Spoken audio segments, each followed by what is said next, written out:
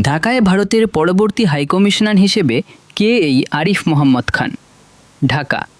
ভারতের অভিজ্ঞ কূটনীতিবিদ আরিফ মোহাম্মদ খান ঢাকায় ভারতের পরবর্তী হাইকমিশনার হিসেবে দায়িত্ব গ্রহণ করতে চলেছেন।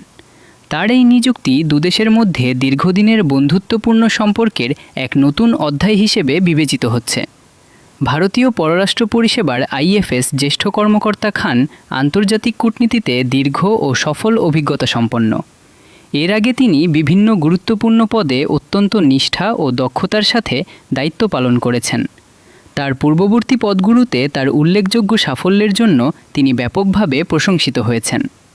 খানের বাংলাদেশে নিযুক্তি এমন এক সময়ে হয়েছে যখন দুদেশের মধ্যে বিভিন্ন ক্ষেত্রে দ্বিপাক্ষিক সম্পর্ক আরও জোরদার হয়েছে।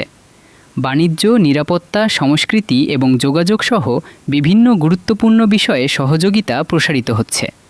প্রধানমন্ত্রী শেখ হাসিনা এবং ভারতের প্রধানমন্ত্রী নরেন্দ্র মোদীর নেতৃত্বাধীন দুদেশের সরকার সম্পর্ককে আরও গভীরতর করার জন্য একাধিক উদ্যোগ গ্রহণ করেছে।